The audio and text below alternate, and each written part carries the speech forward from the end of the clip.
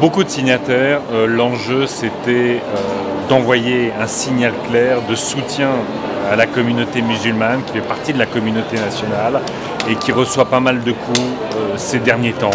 Et nous le faisons tout en défendant évidemment le pacte républicain, la démocratie, la laïcité, la liberté de culte, tout en ayant le respect, la neutralité de l'État et le respect des services publics. Donc voilà le sujet. Que des organisations communautaristes se soient liées à cette manifestation, à cet appel, au fond rend confus le signal, rend confus l'alerte, rend confus cette solidarité.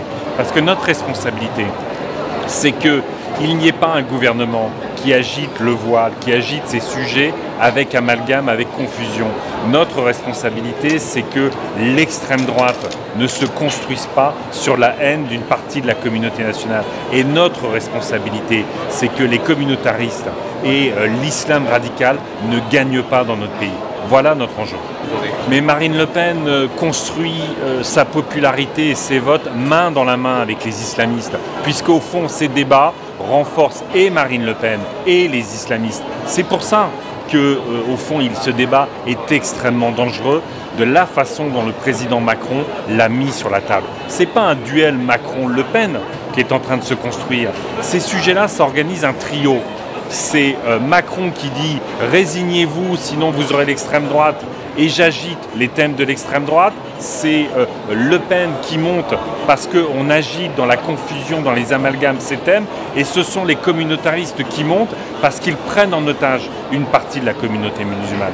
Donc notre responsabilité, c'est le pacte républicain, la lutte contre tous les racismes et la défense de la laïcité. Moi, je me souviens d'un cadre du Front National qui semblait souhaiter des attentats en espérant gagner les élections. Donc je pense que ceux qui aujourd'hui divisent la société, ceux qui aujourd'hui font des musulmans le bouc émissaire de tous les problèmes de la société, ce sont eux qui aujourd'hui font monter les communautaristes. Nous, ce qu'on veut, c'est la fin des discriminations. Nous, ce qu'on veut, c'est l'apaisement. Ce qu'on veut, c'est un grand projet commun. Ce qu'on veut, c'est la laïcité, le pacte républicain. Ni l'extrême droite, ni les communautaristes. Les manifestants sont pris entre deux situations. À la fois afficher dans un moment où pas grand monde s'est levé pour défendre la communauté musulmane, d'afficher la solidarité vis-à-vis de la communauté musulmane, vis-à-vis du pacte républicain, vis-à-vis et la défense de la laïcité. Et puis d'un autre côté, la présence qui est aussi un piège des communautaristes. Et qu'est-ce qu'on fait? On abandonne les musulmans? Est-ce qu'on manifeste quand même avec les communautaristes? C'est difficile pour tout le monde. C'est difficile pour tout le monde. Ah voilà, merci. Est-ce que c'est important? Expliquez-moi. Le Made in France est essentiel. Attendez, excusez-moi.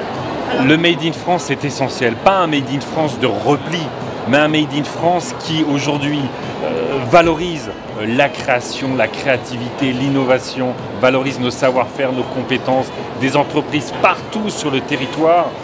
Et puis ça crée de l'emploi. Ça crée de l'emploi là où on en a tellement besoin. Et puis ça crée de la valeur, donc ça participe du bien-être de la société et ça participe du rayonnement de la France.